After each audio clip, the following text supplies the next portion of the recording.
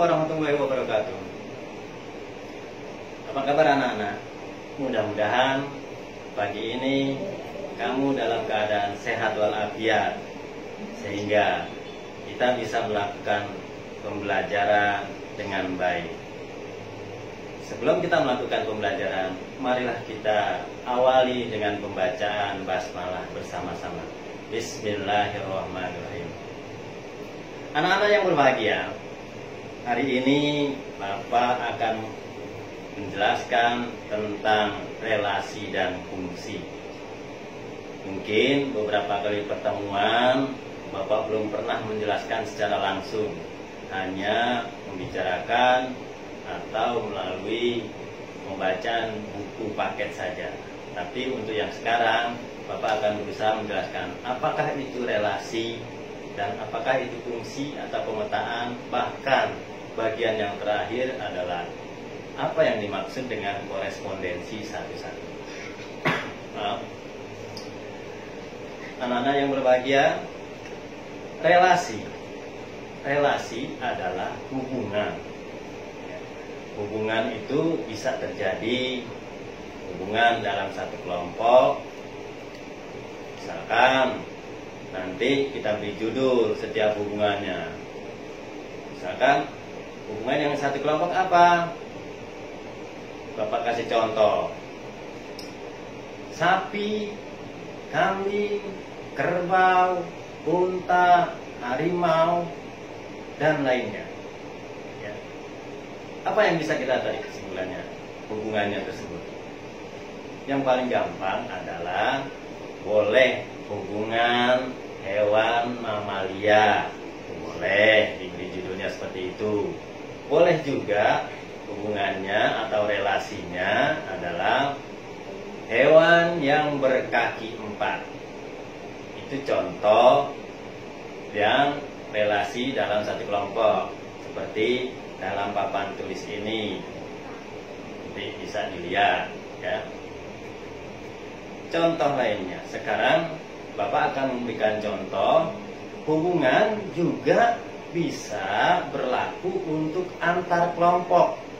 Misalkan ada kelompok A dengan kelompok B, ya, bisa dihubungkan juga.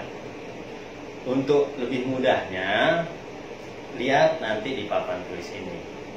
Penjelasan dari Bapak adalah, misalkan A, himpunan A beranggotakan 1, 2, 3, 4.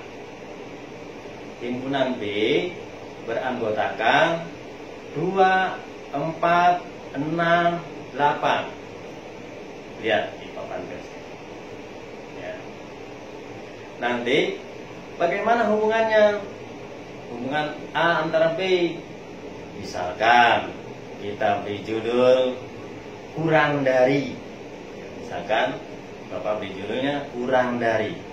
Nah, kita membacanya bagaimana? A kurang dari B. A kurang dari B.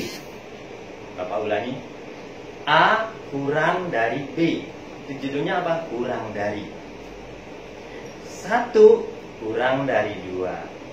1 kurang dari 4. 1 kurang dari 6. 1 kurang dari 8. Begitu juga 2 kurang dari 4. 2 kurang dari 6. 2 kurang dari 8. Dan selanjutnya dan selanjutnya.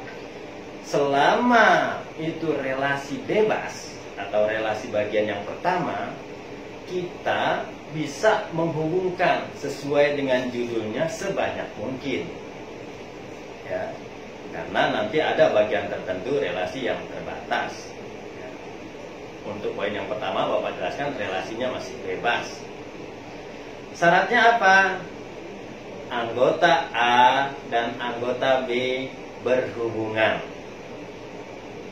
Anggota A boleh tidak berhubungan. Anggota B juga boleh tidak berhubungan. Itu persyaratan-persyaratannya. Untuk bagian yang pertama. Jelas? Ya. Kita lanjutkan. Sekarang bagian yang kedua. Bagian yang kedua, relasi yang biasa disebut dengan fungsi. Ya, relasi yang biasa disebut dengan fungsi atau pemetaan. Untuk relasi yang berupa fungsi atau pemetaan punya persyaratan khusus. Punya persyaratan khusus. Contohnya, kita masih melihat di papan tulis ini contoh yang sama saja, biar nanti bisa membedakan kalau di relasi bebasnya seperti apa, kalau di relasi berupa fungsi atau pemetaannya seperti apa. Ya. Persyaratan dari fungsi atau pemetaan adalah setiap anggota A, lagi, setiap anggota A dihubungkan tepat dengan satu anggota B. Ya. Setiap anggota A dihubungkan tepat dengan satu anggota B. Ingat persyaratannya, anggota A harus berhubungan dengan satu anggota B. Bagaimana dengan yang B? Anggota B. Anggota B boleh tidak berhubungan. Anggota B boleh berhubungan lebih dari satu. Ya, jadi ingat persyaratannya. Beda antara relasi bebas dengan relasi yang berupa fungsi atau pemetaan. Bapak ulangi, persyaratan yang kedua adalah fungsi atau pemetaan. Setiap anggota A dipasangkan tepat dengan satu anggota B. Ya, jadi anggota A ini harus berhubungan dengan anggota B. Bagaimana dengan yang B? B boleh tidak berhubungan dengan anggota A. B boleh mempunyai hubungan lebih dari satu anggota A, karena titik fokusnya ada di anggota A persyaratannya. Nah, lihat contohnya ya, di dalam papan tulis ini. Kita bisa nanti menjelaskannya. Lihat, anggota A dihubungkan dengan anggota B, tapi anggota B boleh tidak. Jelas? Oke. Kita lanjutkan di bagian yang ketiga. Bagian yang ketiga lebih khusus lagi. Relasi yang terakhir ini lebih khusus lagi, yang biasa kita sebut dengan korespondensi satu-satu. Sudah jelas garis besarnya korespondensi satu-satu. Artinya setiap baik anggota A ataupun anggota B saling berhubungan hanya satu. Ya. Baik anggota A ataupun anggota B saling berhubungan hanya satu. Tidak boleh lebih dari satu. A berhubungan dengan anggota yang pertama, dengan B anggota yang ketiga, boleh. Yang penting satu. Tidak boleh lebih dari satu. Untuk lebih jelasnya, lihat contoh. Lihat contohnya. Jelas? Bagaimana kalau diacak? Boleh saja.